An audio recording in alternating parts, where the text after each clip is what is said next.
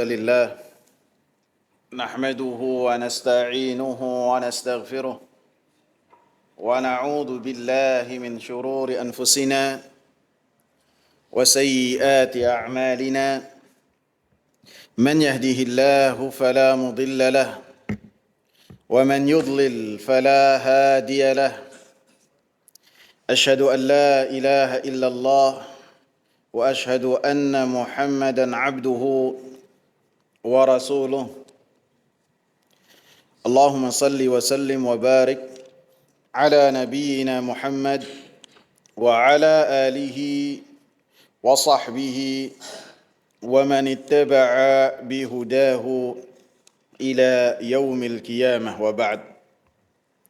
Hadirin wal hadirat yang saya hormati, kita lanjutkan pembahasan kita mengenai hadis yang ke-38. Saya bacakan terlebih dahulu hadisnya.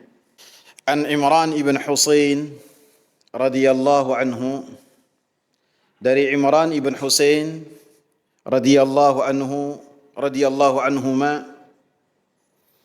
semoga Allah meridai keduanya, anna Rasulullah sallallahu alaihi wasallam ra'a rajulan mu'tazilan lam yusalli fil qaum, bahwasanya Rasulullah sallallahu alaihi wasallam melihat seseorang menyendiri, tidaklah salat bersama dengan kaum, dengan jamaahnya. Faqal, maka Rasulullah sallallahu alaihi wasallam mengatakan, ya fulanu ma mana'aka an tusalliya fil qaum, wahai si fulan, apa yang menghalangimu untuk salat bersama dengan jamaah?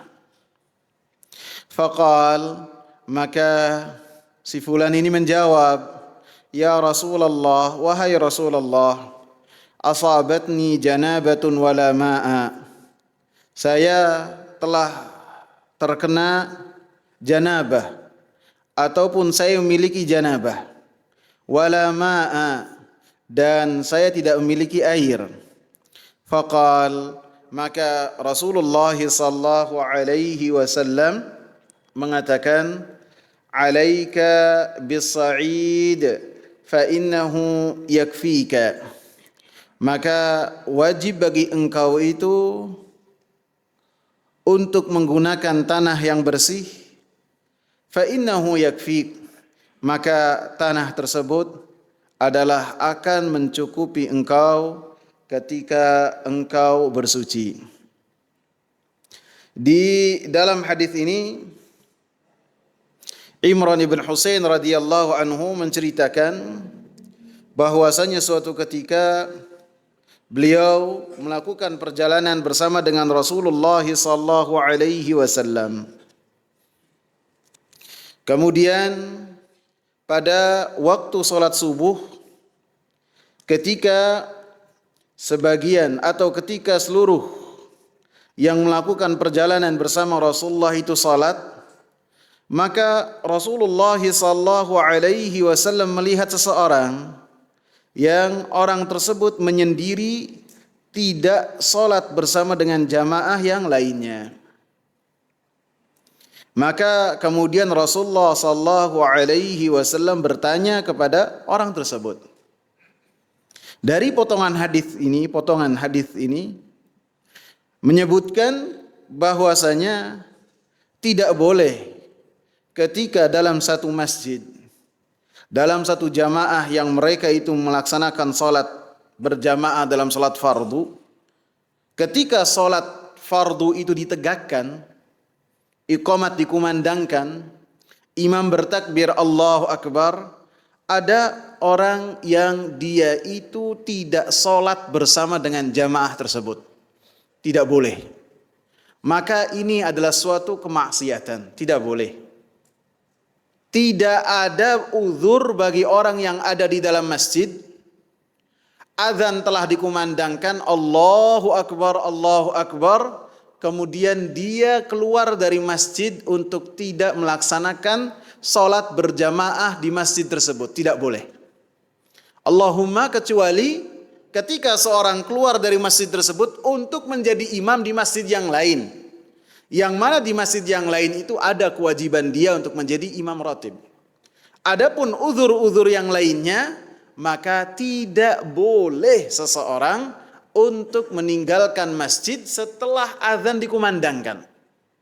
Tidak boleh. Abu Hurairah ataupun Ammar ibn Yasir, satu di antara keduanya, kalau tidak salah Abu Hurairah, ketika melihat seseorang keluar dari masjid setelah azan dikumandangkan dan orang tersebut tidak kembali lagi ke masjid, maka kata Abu Hurairah, faqad asa Abul Qasim. Orang itu telah bermaksiat kepada Rasulullah sallallahu alaihi wasallam. Dan siapa yang telah bermaksiat kepada Rasulullah, maka dia telah bermaksiat kepada Allah Jalla Jalaluh. Jadi ini tidak ada pengecualian, tidak boleh. Begitu juga buat orang-orang yang sudah sholat. Sudah sholat, misalnya sholat Isya, kemudian ketika dia tiba di satu masjid, di masjid tersebut dilaksanakan sholat Isya. Ia telah sholat di masjid yang lain misalnya. Contohnya misalnya di masjid sholat tarawihnya itu sholat Isyanya dimulai jam berapa ya kawan biasanya? Jam 7.45 misalnya. Ada sebagian ikhwah sholat Isyanya itu di masjid terdekat atau musola terdekat. Adapun tarawih nanti di masjid yang lain. Kemudian ketika sampai masjid ini misalnya, sholat Isya belum ditegakkan, sedangkan dia sudah sholat Isya di tempat yang lain. Boleh enggak dia menyendiri untuk tidak sholat, sedangkan yang lainnya menunaikan sholat Allahu Akbar dalam sholat fardu, sholat Isya atau sholat maghrib atau sholat yang lainnya? Boleh enggak? Ini tidak boleh. Inilah yang dianggap oleh Rasulullah sallallahu alaihi wasallam sebagai kemaksiatan. Hal ini tidak boleh. Walaupun orang tersebut telah sholat di rumahnya atau di tempat yang lain, apabila ada sholat fardu ditegakkan, maka tidak ada aktivitas yang lainnya. Idza uqimatis shalah fala salata illal maktubah. Tidak ada sholat apabila sholat telah ditegakkan. Sholat sunnah yang baru takbir Allahu Akbar, kemudian iqamat dikumandangkan, baru takbir dia sholat. Mau sholat tahiyatul masjid atau sholat qabliyah, harus ia batalkan. Kecuali kata Imam Muhammad bin Shalih Al-Utsaimin, dia di akhir-akhir sholat. Di rakaat kedua di akhir-akhir sholat. Misalnya di bagian i'tidal atau di bagian sujud. Dan dia mampu untuk meringankan sholatnya dan kemudian mampu mendapatkan takbiratul ihram. Dalam satu hadis disebutkan orang yang telah sholat kemudian mendapati Rasulullah dan para sahabat belum sholat. Disebutkan Rasulullah sallallahu alaihi wasallam, disebutkan dari Yazid ibn Aswad, dikeluarkan oleh Imam Ahmad. Setelah Rasulullah sallallahu alaihi wasallam salat, maka Rasulullah sallallahu alaihi wasallam mendapati ada dua orang salat. Dua orang yang duduk saja tidak salat. Kemudian Rasulullah sallallahu alaihi wasallam memanggil orang tersebut. Sini. Maka orang tersebut datang kepada Rasulullah dalam keadaan bergetar. Karena haibah Rasulullah, karena kewibawaan Rasulullah sallallahu alaihi wasallam. Maka Rasulullah bertanya, "Apa yang menghalangi engkau berdua ini untuk salat bersama kita? Kita salat fardu, salat wajib, sedangkan kalian berdua duduk." Dan termasuk mukjizat yang dimiliki oleh Rasulullah, Rasulullah itu mengetahui apa yang ada di belakang Rasulullah ketika Rasulullah salat. Apa yang terjadi, maka Rasulullah mengetahui hal tersebut. Maka keduanya mengatakan, "Qad shallaina fi rihalina." Kami telah salat di rumah-rumah kami wahai Rasulullah, atau di tempat-tempat kami ya Rasulullah. Sedangkan kami tiba di tempat ini, antum Rasulullah dan para sahabat akan melaksanakan sholat yang kami telah menunaikannya. Maka kata Rasulullah, "Idza shallaituma fi rihalikuma," apabila kalian telah melaksanakan salat di rumah-rumah kalian, di tempat-tempat kalian. Kemudian thumma adraktuma, kemudian kalian mendapati satu kaum walam yusalli, dan mereka belum salat, fasalliya ma'ahu, maka kalian harus salat bersama imam tersebut. Fa innahu lakuma nafilah, karena salat yang dilakukan oleh imam tersebut untuk kalian adalah salat sunnah, sedangkan untuk imamnya salat fardu. Jadi ini hukum yang harus diperhatikan. Sebagian orang telah salat, kemudian ketika sampai masjid, ini salat apapun juga, yang penting salatnya duduk salat fardu. Kalau salat sunnah beda lagi. Maka harus salat bersama dengan imam. Patokannya apa? Ketika azan dikumandangkan dia masih di masjid. Kalau dia tidak mau salat yang berikutnya bersama imam, maka usahakan sebelum muadzin itu berkumandang, sebelum muadzin itu mengumandangkan azan, dia keluar terlebih dahulu. Atau muadzinnya, antum ngomong sama muadzin, tunggu, saya keluar baru inti azan ya. Enggak apa-apa itu. Saya pernah mendapati syekh demikian. Syekh Saleh Suhaimi, syekh besar itu, sekarang mufti Madinah. Begitu beliau akan keluar, dia panggil muadzin, nanti saya kalau udah keluar antum azan. Enggak apa-apa, tidak masalah. Dan ini yang harus diperhatikan, dan saya biasa dapati hal ini di sholat raweh. Benar gak ikhwan? Di sholat raweh, imamnya itu dan jamaah itu sholat fardu, sholat isya. Ada sebagian ikhwah yang sudah sholat isya, kemudian nunggu di pojokan, duduk. Maka ini tidak boleh. Lebih-lebih kalau sebagian orang tidak mau sholat berjamaah dengan satu imam, karena dia benci sama imamnya. Ini tidak boleh lagi. Bisa jadi ada permasalahan pribadi, bisa jadi juga imamnya gimana, kemudian dia nantilah nunggu di jamaah yang kedua. Ini tidak boleh. Yang kedua ini haram. Kalau disebutkan oleh Syekh Abdul Salam Asywair, saya karena mengikuti apa yang beliau jelaskan mengenai hadis ini, sebelum kerajaan Saudi berdiri, di Masjidil Haram itu ada beberapa mihrab. Ini mihrab Syafi'i, ini mihrab Maliki, ini mihrab Hanbali, ini mihrab Hanafi. Ada orang-orang yang misalnya mazhabnya Hanafi, kemudian imam yang majunya itu adalah Hanbali, dia tidak mau sholat di belakangnya. Dan ini berlangsung mungkin puluhan tahun, bahkan ratusan.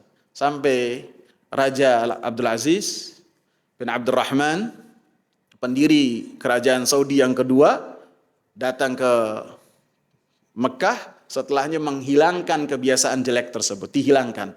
Harus ada persatuan dan kesatuan dalam suatu syiar yang paling besar setelah mengucapkan kalimat la ilaha illallah, dan ini sesuai dengan apa yang telah dicontohkan oleh Rasulullah sallallahu alaihi wasallam. Faqal, kemudian Rasulullah sallallahu alaihi wasallam mengatakan, ya fulanu ma mana'aka an tusalliya fil qaum. Wahai si fulan, ada apa engkau? Apa yang menghalangi engkau untuk salat bersama kami? Anda perhatikan dalam hadis ini dan dalam hadis dua orang yang Rasulullah sallallahu alaihi wasallam dapati dua orang itu tidak salat. Rasulullah sallallahu alaihi wasallam ketika akan beramar ma'ruf nahi munkar, untuk melarang satu perbuatan mungkar, maka Rasulullah sallallahu alaihi wasallam memastikan terlebih dahulu bahwa orang yang ada di hadapannya itu adalah orang-orang yang benar-benar melakukan kemungkaran. Tidak main labrak, tidak main marahi, tidak main sikat, tidak. Akan tetapi klarifikasi terlebih dahulu, ditanya orang tersebut, kenapa engkau melakukan ini dan itu? Faqal, bisa jadi ada satu permasalahan yang permasalahan tersebut dianggap sebagai suatu kesalahan, tidak taunya bukanlah suatu kesalahan. Ada, bisa jadi. Dikatakan dalam mathal orang Arab atau perkataan bijak, Idza urifa sabab batala al-ajab. Apabila kita itu mengetahui satu sebab orang tersebut melakukan suatu hal yang tidak biasa, maka akan hilang keheranan kita. Akan tapi harus diketahui sebabnya apa, faktornya apa, seperti yang terjadi dalam hadis ini.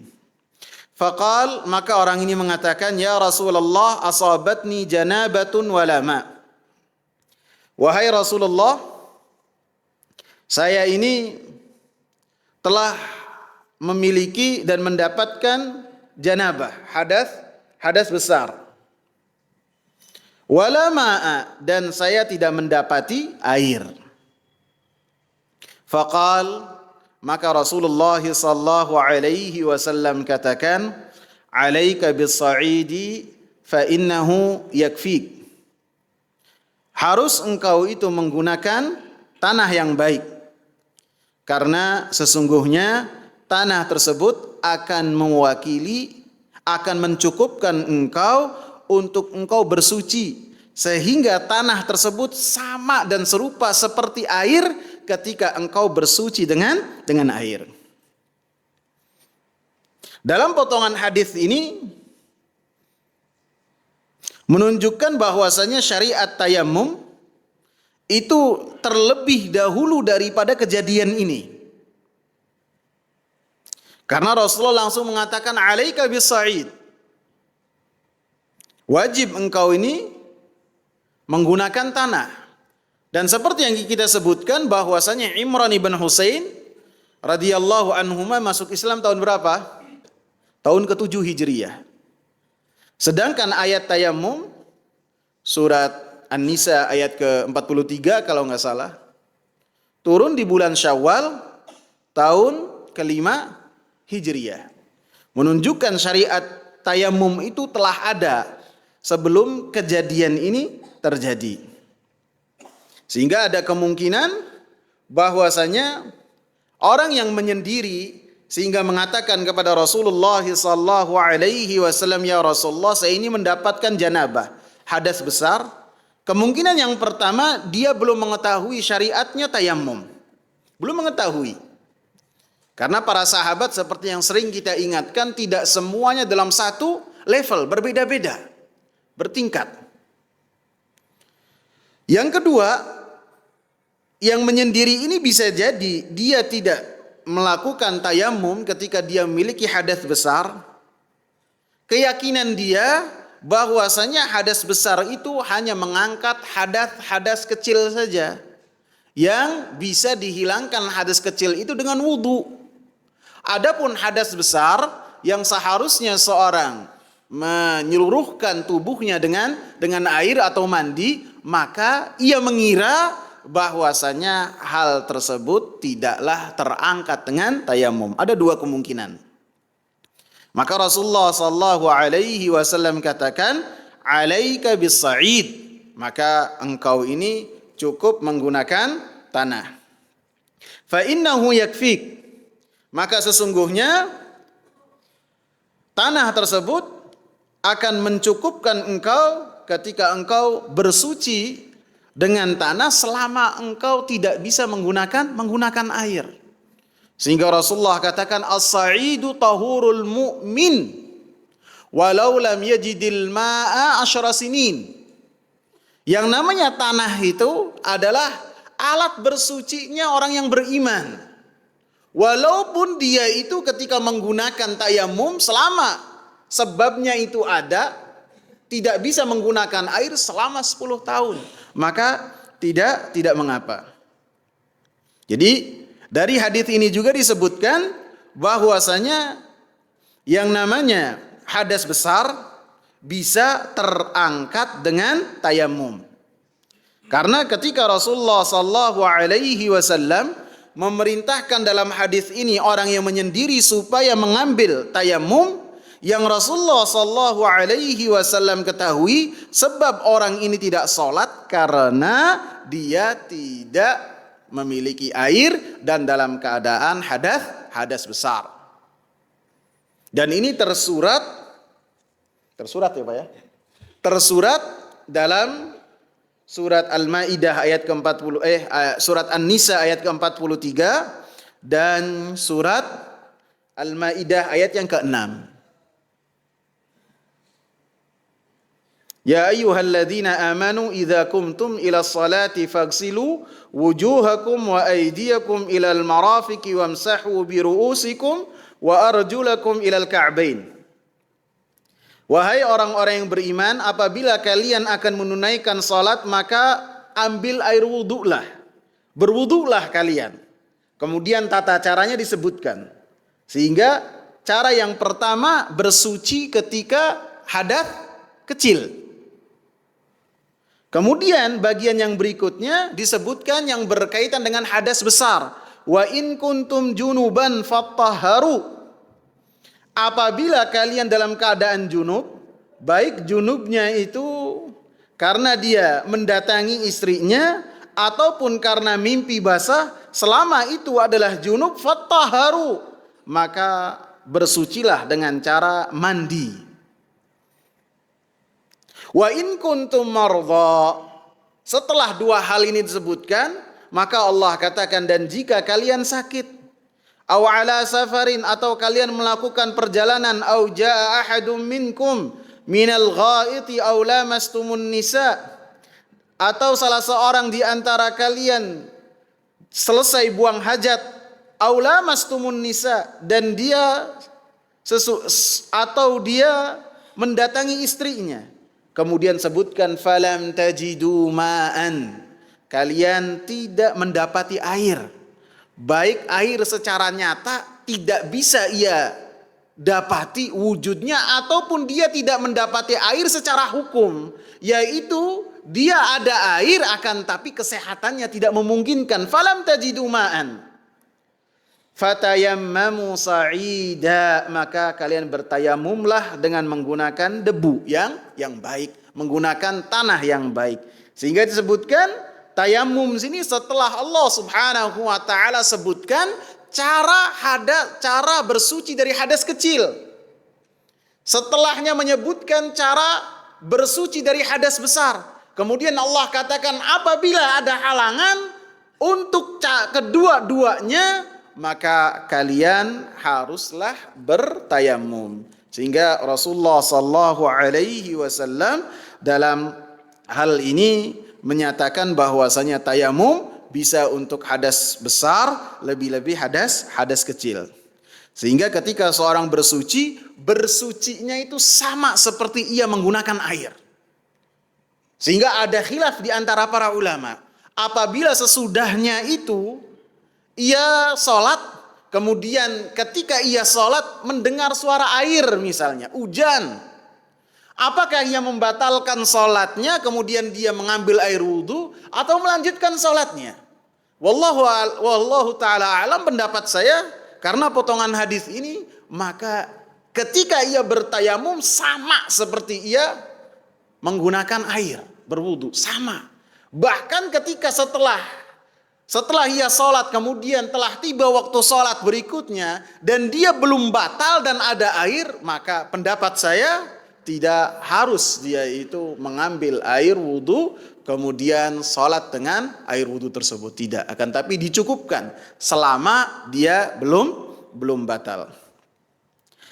As-sa'id di sini disebutkan yang pertama adalah tanah yang memiliki debu.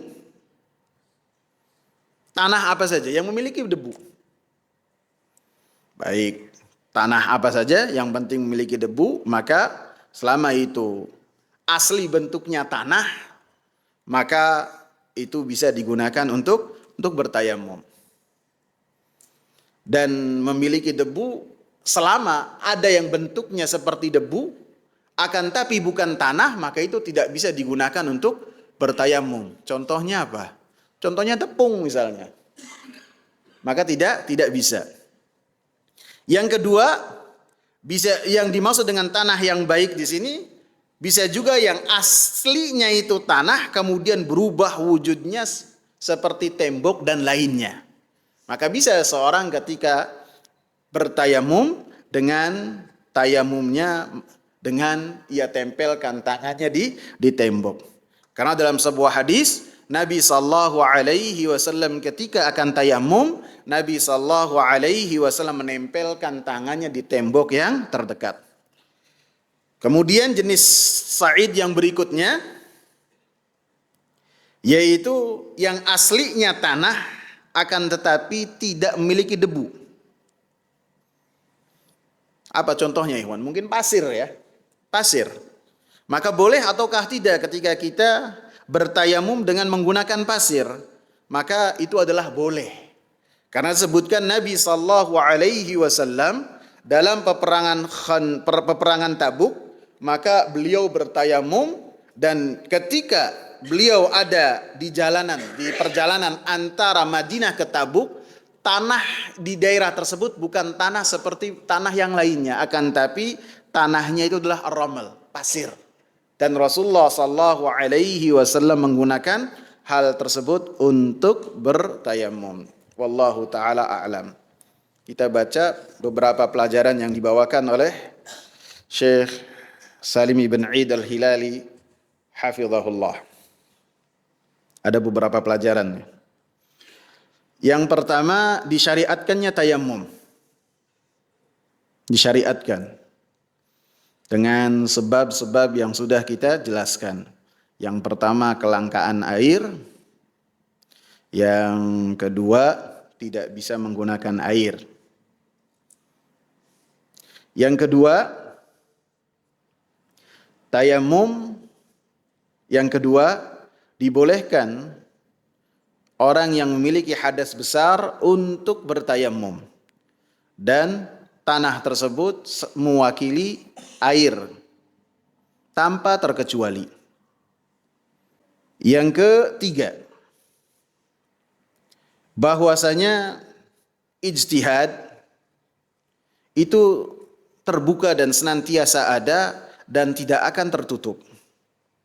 Para sahabat ridwanullahi alaihim, ketika Rasulullah sallallahu alaihi wasallam ada di tengah-tengah mereka, mereka berijtihad, mengeluarkan hukum dan menyimpulkan hukum dari dalil-dalil yang ada pada diri mereka. Seperti dalam kisah ini, Rasulullah sallallahu alaihi wasallam dapati orang yang menyendiri tidak salat. Orang ini berijtihad bahwa selama dia tidak mendapatkan air, ia berijtihad air tayamum tersebut tidak akan bisa menghilangkan hadas besar. Maka Rasulullah sallallahu alaihi wasallam membenarkan ijtihadnya. Akan tetapi apa yang ia simpulkan itu Rasulullah sallallahu alaihi wasallam kritisi, dan Rasulullah sallallahu alaihi wasallam sanggah.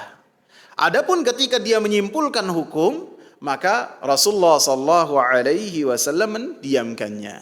Rasulullah katakan, "Idza ijtahadal hakimu fa asaba falahu ajran." Apabila seorang mujtahid, seorang ulama yang dia itu berijtihad menghadapi permasalahan-permasalahan baru, kemudian dia berijtihad dengan memberikan kemampuannya untuk mengeluarkan satu hukum dan kemudian benar hukumnya, dia mendapatkan 2 ganjaran.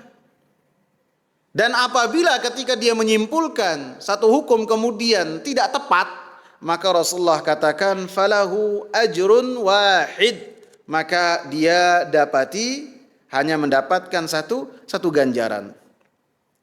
Dan Rasulullah sallallahu alaihi wasallam yang berkaitan dengan ijtihadnya para sahabat, Rasulullah sallallahu alaihi wasallam tidak mengingkarinya. Seperti ketika Rasulullah sallallahu alaihi wasallam mengutus Amr ibn al-As menjadi seorang panglima peperangan. Kalau tidak salah Zatus Salasil nama peperangannya. Tahun ke-7 Hijriyah. Amr ibn al-As datang kepada Nabi sallallahu alaihi wasallam untuk memeluk Islam. Bersama dengan Abu Hurairah, bersama dengan Khalid bin Walid. Dan Amr ibn al-As ini adalah orang yang sangat dikenal sekali kepemimpinannya dalam peperangan. Jadi Amr ibn al-As, Khalid bin Walid ini orang-orang yang sangat dikenal ketika berperang itu strateginya luar biasa. Maka Rasulullah Shallallahu Alaihi Wasallam ketika menempatkan seseorang, Rasulullah tempatkan sesuai dengan keahliannya, sesuai dengan keahliannya. Walaupun bisa jadi ketika dalam peperangan itu ada Umar bin Khattab, ada sahabat-sahabat yang besar yang mereka sudah lama masuk Islam, akan tapi ketika Amr bin Al-As yang datang, Rasulullah langsung berikan kepadanya kepemimpinan untuk memegang satu peperangan. Karena ini adalah keahliannya. Begitu juga Khalid bin Walid diberikan porsinya untuk menunjukkan keahliannya. Walaupun ada orang-orang yang bisa jadi lebih soleh, lebih alim, akan tapi Rasulullah ketika menempatkan seseorang yang menjadikan orang tersebut anfa, lebih bermanfaat. Maka Amr bin Al-As ketika dalam peperangan tersebut, ketika pulang, dan yang namanya panglima, pemimpin menjadi imam sholat, maka beliau bercerita kepada Rasulullah Sallallahu Alaihi Wasallam, wahai Rasulullah, ada riwayat yang hal ini diceritakan langsung oleh beliau kepada Rasulullah, ada riwayat yang hal ini sampai kepada Rasulullah karena orang-orang yang di belakangnya itu menyaksikan syak terhadap apa yang dia lakukan. Amr bin Al-As menceritakan, wahai Rasulullah, saya satu pagi mimpi basah. Beliau junub. Ketika bangun mendapati dirinya dalam keadaan hadas besar. Di malam yang sangat dingin sekali. Saya takut apabila di malam tersebut saya mandi janabah, saya akan binasa. Saya takut itu. Maka saya bertayamum saja. Air banyak berlimpah.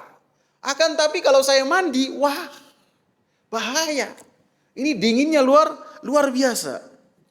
Kemudian setelah saya tayamum, saya sholat menjadi imam dalam sholat subuh. Dan orang-orang yang di belakang saya pun mengetahui tentang keadaan saya. Maka Amr bin Al-As mengatakan, ya Amr, apakah engkau sholat dengan orang-orang yang di belakangmu sedangkan engkau dalam keadaan junub? Maka kata Amr bin Al-As, ya Rasulullah, inni aqra'u qawlahu ta'ala. Saya membaca firman Allah subhanahu wa ta'ala, wala taqtulu anfusakum. Janganlah kalian membunuh diri kalian. Kalau tidak salah surat An-Nisa ayat ke-29. Wala taqtulu anfusakum. Jangan kalian bunuh diri kalian. Maka saya apabila mandi besar, mandi janabah pada saat itu yang dinginnya luar biasa, saya bunuh diri ya Rasulullah. Maka Rasulullah sallallahu alaihi wasallam tertawa, tersenyum terhadap kesimpulan yang disampaikan oleh Amr bin Al-As. Dan Rasulullah Sallallahu Alaihi Wasallam mendiamkan dan tidak mengingkari, menunjukkan bahwasanya para sahabat Ridwanullahi Alaihim mereka berijtihad ketika ada Nabi Sallallahu Alaihi Wasallam. Contoh yang lainnya ketika Rasulullah dalam peperangan Bani Quraidah. Dalam peperangan Bani Quraidah mereka adalah orang-orang yang berkhianat. Mereka tinggalnya bersama dengan Nabi di kota Madinah dan mereka memiliki kesepakatan perjanjian dengan Nabi Muhammad sallallahu alaihi wasallam dan kaum muslimin, dan dalam peperangan Khandaq mereka berkhianat. Sa'ad bin Mu'adz pada saat itu yang dia ini dulunya sebagai sekutunya Bani Quraidah sangatlah marah. Bayangkan, Sa'ad bin Mu'adz dalam peperangan Khandaq urat nadinya itu putus, mengucur darah dengan sangat kencang sekali.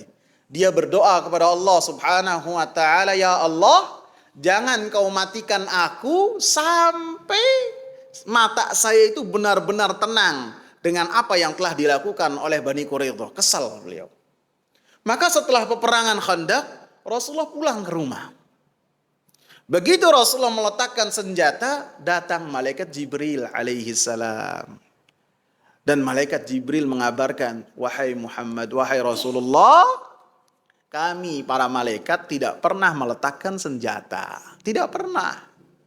Maka Rasulullah memahami perintah supaya langsung menuju ke Bani Quraidah yang di belakang dari tempat kejadian Khandaq. Maka Rasulullah memerintahkan para sahabat, la yusalliyanna ahadukum al-asra illa fi Bani Quraidah. Tidak ada salah seorang di antara kalian sholat asar ini kecuali nanti di Bani Quraidah, di tempat kampung Bani Quraidah. Maka para sahabat langsung taat terhadap perintah Rasulullah sallallahu alaihi wasallam. Begitu menuju ke Bani Quraidah, ada perbedaan pendapat. Sebagian sahabat mendapati dari perintah Rasulullah itu supaya mereka bersegera untuk menuju Bani Quraidah.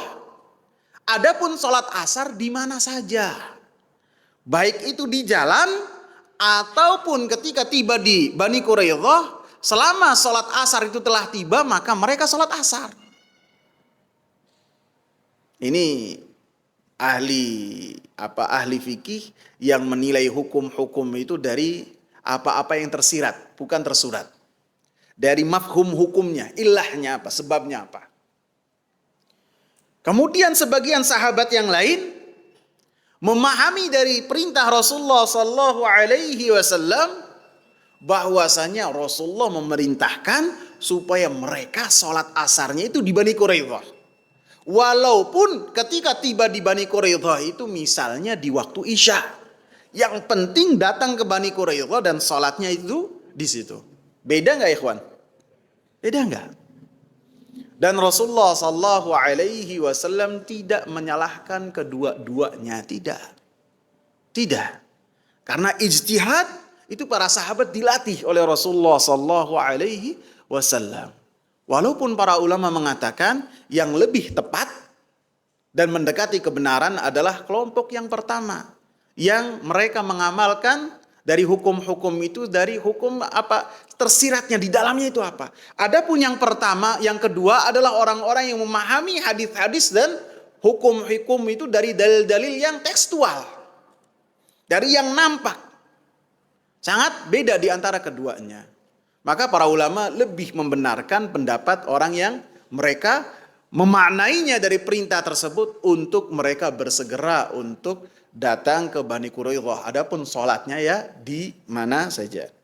Sehingga para ulama mengatakan boleh seorang berijtihad selama dia itu adalah seorang alim, seorang mujtahid. Adapun orang-orang yang masih kajian-kajian seperti kita ya merujuk kepada apa yang dikatakan oleh para ulama. Kemudian berikutnya ikhwan, adapun yang dilakukan oleh Sa'ad bin Mu'adz radhiyallahu anhu, beliau pun mendapatkan karamah pada saat itu. Itu membayangkan urat nadi yang putus tidak langsung wafat, berhari-hari beliau masih hidup. Itu membayangkan urat nadinya putus. Sampai ketika Bani Quraidah menyerah, maka Rasulullah katakan kepada mereka, siapa yang kalian minta untuk menjadi hakim di tengah-tengah kalian? Maka karena mereka memiliki hubungan yang sangat erat dengan Sa'ad bin Mu'adz, mereka mengatakan Sa'ad bin Mu'adz. Sa'ad bin Mu'adz datang ditandu dan di hadapan Rasulullah sallallahu alaihi wasallam memutuskan hukum yang hukumnya itu dipuji oleh Rasulullah sallallahu alaihi wasallam bahwasanya hukum yang telah ia keluarkan serupa dengan hukumnya Allah subhanahu wa ta'ala di atas arasnya.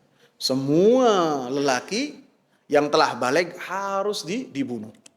Adapun yang wanita maka dijadikan budak. Dan itu adalah cinta kepada Allah dan cinta kepada Rasulullah sallallahu alaihi wasallam. Kemudian yang berikutnya ikhwan, bahwasanya seorang alim ataupun pendidik tidak mengingkari, tidak melakukan pengingkaran terhadap orang-orang yang secara lahir mereka, secara lahiriah bahwasanya mereka melakukan kesalahan ataupun melakukan kekurangan atau melakukan kemaksiatan. sampai dia itu nampak terhadap keadaannya itu apa. Seperti yang Rasulullah lakukan. Rasulullah tidak langsung marah, tidak langsung menghukumi, akan tapi bertanya terlebih dahulu. Pelajaran yang berikutnya, bahwasanya berlemah lembut dalam dakwah ketika beramar ma'ruf nahi munkar adalah suatu yang diharuskan. Dan ini yang telah dicontohkan oleh Rasulullah SAW secara asal. Rasulullah SAW ketika berdakwah menggunakan kelemah lembutan. Sehingga Allah katakan, walau kunta faddan ghalidhal qalbi lan faddu min haulik. Apabila engkau ini orangnya keras, lisannya tajam, maka mereka akan lari daripada engkau. Ini yang dihadapi oleh Rasulullah adalah manusia-manusia yang mereka lebih cinta kepada Rasulullah sallallahu alaihi wasallam dari apapun juga, bahkan dari diri mereka. Rasulullah, Allah katakan dan perkataan Allah pastinya benar, kalau engkau itu Muhammad, wahai Nabi Muhammad, keras kepada mereka, kencang kepada mereka, maka pasti mereka akan lari. Walaupun kecintaan mereka kepada Rasulullah sallallahu alaihi wasallam sangat luar biasa. Bagaimana apabila kita dalam satu kaum yang mereka saja tidak cinta kepada kita? Kemudian ketika berdakwah kita main hantam saja, main sikat saja, tidak ada kelemah lembutan, tidak ada akhlak, maka pasti hasilnya dakwahnya akan berantakan karena tidak mencontoh kepada apa yang telah dicontohkan oleh Rasulullah sallallahu alaihi wasallam. Para ulama biasanya kalau membahas tentang hal ini, mereka mencontohkannya adalah Indonesia. Indonesia dari ujung ke ujung, sebagian besar penduduknya itu adalah muslimin. Dan yang datang ke negeri ini ketika berdakwah di jalan Allah subhanahu wa ta'ala, pedagang-pedagang dari negeri Hadramut. Yang mereka itu bukan ulama. Mereka itu bukan santri, bukan. Akan tapi ketika bermuamalah dengan orang-orang yang mereka temui ketika di Indonesia, baik dari Aceh, dari Sabang sampai Merauke, mereka mengedepankan akhlakul karimah. Menunjukkan akhlak. Bagaimana ketika bermuamalah, bagaimana mereka menghormati, sehingga mereka memegang hati orang-orang yang di hadapan mereka sebelum fisik mereka dan lisan mereka mengucapkan kalimat la ilaha illallah. Kemudian pelajaran yang berikutnya, bahwasanya melaksanakan sholat berjamaah dan menjaga sholat berjamaah itu harus diperhatikan walaupun ketika dalam melakukan perjalanan. Karena hadis ini terjadi ketika Rasulullah sallallahu alaihi wasallam melakukan perjalanan. Jadi walaupun kita dalam melakukan perjalanan, ketika kita mendengarkan hayya 'alas shalah, hayya 'alal falah, kemudian kita mungkin pas di tempat kita singgah, maka kita melaksanakan sholat berjamaah. Poin yang berikutnya, perhatian Nabi sallallahu alaihi wasallam kepada para sahabat-sahabatnya. Dan Nabi sallallahu alaihi wasallam senantiasa memperhatikan dan bertanya tentang keadaan mereka. Dan ini sunnah yang senantiasa dicontohkan oleh Rasulullah sallallahu alaihi wasallam, bahwasanya Rasulullah senantiasa memperhatikan apa yang terjadi di hadapan Rasulullah sallallahu alaihi wasallam.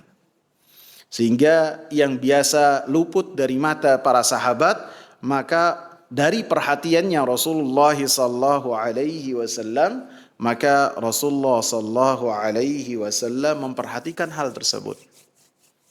Seperti dalam hadis ini Rasulullah dapati ada orang yang menyendiri. Maka Rasulullah sallallahu alaihi wasallam tidak diam, kemudian menanyakan, kenapa orang tersebut tidak melaksanakan sholat berjamaah bersama dengan yang lainnya. Begitu juga ketika Rasulullah sallallahu alaihi wasallam di pagi hari mendapati tidak melihat seorang yang biasa menyapu masjid. Disebutkan bahwasanya dia itu adalah seorang budak perempuan. Tuh bayangkan, orang yang mungkin biasanya luput dari perhatian orang lain, tidak menarik perhatiannya, oleh Rasulullah sallallahu alaihi wasallam hal tersebut diperhatikan. Mana nih orang ini biasanya ada, kok sekarang nggak ada. Kita kan cuek. Mau ada, alhamdulillah. Tidak ada, ya tidak ditanyakan. Rasulullah tidak bertanya. Mana nih si fulana? Biasanya kelihatan, kok tidak kelihatan. Kemudian Rasulullah bertanya kepada para sahabat, maka dikabarkan bahwasanya si fulanah itu meninggal dunia. Maka Rasulullah tegur para sahabat, halla adzantumuni. Kenapa engkau tidak memberikan kabar kepada saya? Ditegur oleh Rasulullah sallallahu alaihi wasallam. Bahkan ketika seorang yang biasanya dilihat oleh Rasulullah dalam kesehari-hariannya, kemudian orang itu tidak kelihatan lagi, ditanya oleh Rasulullah sallallahu alaihi wasallam.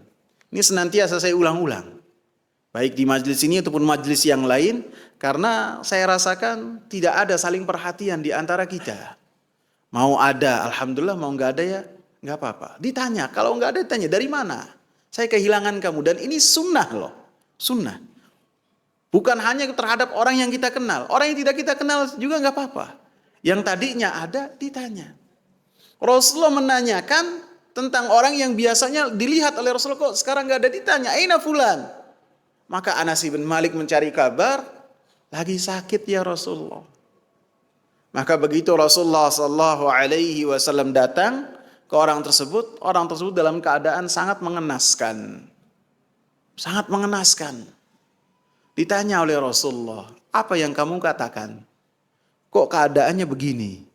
Sangat payah engkau ini, apa yang kau katakan?